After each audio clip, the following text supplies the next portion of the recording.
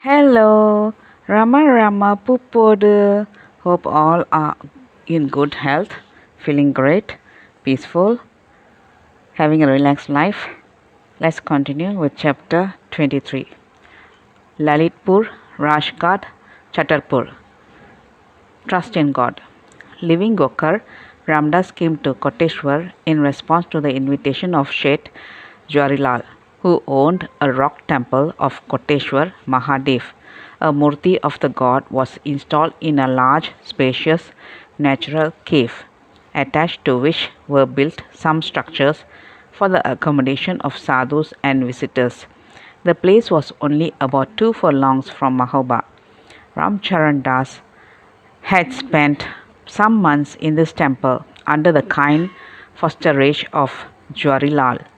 Ramdas remained here for a night and a day, and the Sheth arranged a dinner for 30 persons in the mandir. It was a most happy occasion. In the evening, he was led in procession through the streets of Mahoba with Ram Bhajan. Some friends took him to their houses where he was treated with great love. Lastly, he visited the house of Jagannath. Leaving Mahoba, Ramdas arrived at Lalitpur. Triveni Prasad, who met him at the station, escorted him to a spacious house in the town. Here he remained for 4 days. Crowds of friends came to see and to talk with him. A Ram Leela performance was held in the house. In the evenings, Ramdas and Ramcharandas would dance on the front terrace of the house, singing God's name. One day they had a walk to the neighboring river, on the banks of which were large flat rocks called Shitapat. Here the current of the river was very swift, as it had to rush down a sudden incline. Near the banks there was no current, and here Ramdas and Ramcharandas descended for a bath. Swamiji, we shall make an attempt to cross the river, suggested Ramcharandas. Let us do it hand in hand. And he dragged Ramdas with him, holding him by the hand. Ramdas submitted to his pull. When they neared the current, they found it hard to stand firmly on their legs, being worked on by the furious rush of water. Still, they struggled on and on until they felt they were about to be swept away. Ramdas stopped. Ramdas is not afraid of the dissolution of the body. Ramdas said, to go any further means certain death by drowning, but Ram says the time for it has not yet come. Ramdas has yet to continue service of the Lord to whom he has dedicated himself. So also you. Hence, let us turn back. No, Swamiji, we shall pass through, cried out the interpret boy. For him, death was of no account. His fearlessness was admirable, but Ramdas would not permit him to proceed further in the current. You may return, Swamiji, he said. I shall venture forward and reach the other bank. Ramdas banned him from the adventure. So both retraced their course towards the flat rocks where Triveni Prasad and others were keenly watching their movements. Ramdas stayed in Lalitpur was during the monsoon. One day, one of the devotees named Karta Krishna, who paid him daily visits, invited him, Ramcharandas and Triveni Prasad, to his house for the midday meal. For some days it had been raining heavily, and there was an unusual downpour that morning. The streets were muddy and cold. Winds were whistling in the air through the drizzle. Tramping along many a circuitous street, they at last reached a dark lane in which the devotee lived. Karta Krishna, who was a young man, dwelt with his family in the upstairs rooms of a line of petty shops situated on the roadside. A rugged flight of steps led them up to a narrow terrace from which a low door opened into a small rectangular room. When they entered it, the first thing that struck them was the full blaze of sunlight descending from above, as though a large portion of the roofing was made of glass. But a look upwards revealed that the fact that the aged roof had extensive gaps through which rain and sun found easy access into the room. The morning rain had drenched the mud floor, and about an inch of water had collected on it. In a corner of the room, beneath a part of the roof under better repair and against the wall, stood a coir cot on which was lying a lad scarcely 6 years of age, enveloped in a thick cotton sheet. A small girl was in attendance. Ramdas proceeded directly towards the cot and sitting at its foot, placed his hand upon the forehead of the boy. It was burning with high fever, and the little patient was tossing from side to side in a delirious condition. Cold blasts charged with rain were sweeping over him through the openings in the roof. Beside this garret, which was the only living room of the family, they had adjoining to it a 5 feet square dark hole, which they used as a kitchen. Now came out from the kitchen a young woman with a baby of a few months in her arms. She was the wife of Karta Krishna and the mother of the sick lad, and the child in her arms, the nursing girl being her sister. Naturally, there was a deep anguish on the face of the mother as she approached Ramdas and fell at his feet. She wept bitterly. The tale of woe could not be more effectively expressed. Ramdas said within himself, "Here it is, O Lord, thy presence is needed. Thou art the friend of the helpless. Hasten, hasten, O Lord, hasten to the rescue." Ramdas then assured the mother, "O mother, have trust in God. He may try us, but he never abandons us. Depend upon him. Give up your sorrow." At these encouraging words, which proved as healing balm to her lacerated heart, she lifted herself up and faced Ramdas with a smile. "Oh, Swamiji," she cried out, "I place perfect faith in your words. I look upon you as God Himself, who has come to us in our distress in response to our prayer." Karta Krishna was a poor clerk in government service whose low salary was hardly sufficient to maintain his family decently. He was paying a rental of 3 rupees per memsem, and more than this for a better set of rooms he could not afford. The landlord would take no heed of his repeated appeals to carry out repairs to the roof. "Doctor, where are the funds to go for the precious help? God is the master doctor of the universe. He demands of us no fees, but childlike faith. We give him this, which costs us nothing, and he delivers us from all the ills of the world."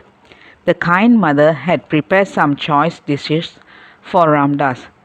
He, Prasad, and Ramcharandas partook of them and left the place. Next day, Ramdas bade adieu to Lalitpur. The last he heard of the boy was that the fever had left him. How kind and merciful God is! A sequel to this pathetic story had to be narrated here, although chronologically its place is elsewhere. A year passed. After wandering through many parts of India, Ramdas returned again to Jhansi. Karta Krishna was there at the time. Ramdas was stopping in the Ram Mandir. No sooner did the devotee hear of Ramdas' arrival than he ran down to him and insisted upon his visiting his house, since his wife was so eager to behold him. The latter went with him. Ramdas met the mother at the entrance of a neat little cottage. A small girl baby had grown up and was seen crawling on all fours, quite healthy, and a boy was jumping about strong and active. On the face of the mother was beaming the light of cheer and contentment. She welcomed him with unfeigned joy. The children got upon his lap and played and laughed with him. The house they lived in was more spacious and well protected against inclement weather. But with all this, there seemed to be something amiss with Karta Krishna. The world is indeed a curious place, and man's mind is more curious still. Complete satisfaction and freedom is not for him so long as his mind is subject to fits of temper. Next day, early morning, Karta Krishna met Ramdas at the mandir. Some anxiety appeared to be weighing on his mind. "Maharaj, I pray to you to get me transferred from here to Nagpur. I am tired of the present office. The way how he appealed to Ramdas showed that he firmly believed that Ramdas was the sole dispenser of all things in the world. Ramdas interpreted and told him in plain language, "Look here, Ram, Ramdas is only a humble servant of God. All things happen by his will. No doubt the master dwells in the servant, but don't mistake the servant for the master. If Lord wills, nothing is impossible. By the way, what is it that ails you?" Karta Krishna continued, "The fact is my superior officers and co-clerks in the office are harassing me. They have all conspired to make my life utterly miserable." Ramdas, after a short pause, spoke as follows. "Now listen, beloved Ram. Bring back to memory your days in Lalitpur a year ago. What was your condition then? It was simply unbearable. God, in His mercy, delivered you from it. He has brought you here, provided you with a good house, and is keeping your children in sound health. Now you speak of your office troubles. Nothing is wrong with the office. People dislike us because our own attitude of mind towards them is not right. Love can never beget hate. On the other hand, distrust and hate breed every kind of evil. Give up fretting. Be reconciled to the lot that God has chosen for you. Be tolerant and patient. Above all, be humble, kind, and forgiving towards all in your office, nay, towards all in the world, with a mind whose passions are uncontrolled. Wherever you may go, you can never know peace. You will then be only ceaselessly fighting with the world and find no haven of rest and contentment. Look within yourself, surrender to the will of Almighty God. Humble yourself before Him and extend your love and sympathy towards all beings. Take it that God does everything for the best. If you are obedient to your superiors and kind to your co-clerks, they are bound to change their attitude towards you, and then you will find the very office from which you desire to run away a delightful place for work. Kindly come to Ramdas again day after tomorrow and report to him how matters stand with you. But do act as Ramdas has told you." He left Ramdas. The other clerks of his office, who were also visiting Ramdas, informed him that Karta Krishna was a very short-tempered man and would be always picking quarrels with everybody in the office. As requested, Karta Krishna turned up on the due date. He came with a bright and joyous face. "How are you getting on?" Ramdas asked. "I followed your advice, Maharaj," he replied, "and the result has been marvelous. There is an entire change in my office mates in regard to me. My officers have been kind and good, my colleagues helpful and friendly. Oh, how happy I am! I do not want a transfer." Ramdas said, "The change is in you. The whole world is good to us if we are good. If we love the world, we may be sure in return we shall receive nothing but love from it." Now to resume the thread of the narrative. Ramcharan Das was unduly attached to the new brass kamandal and was also carrying a good many spare cloths presented by friends, beside a small amount of money.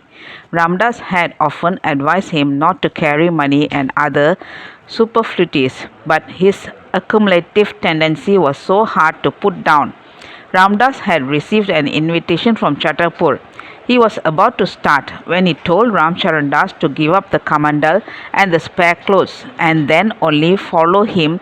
He obeyed most reluctantly.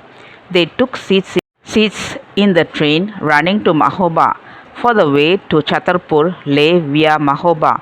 On the train, Ramcharan Das, who, as already stated, possessed some money, started purchasing eatables at every station from the sweetmeat vendors.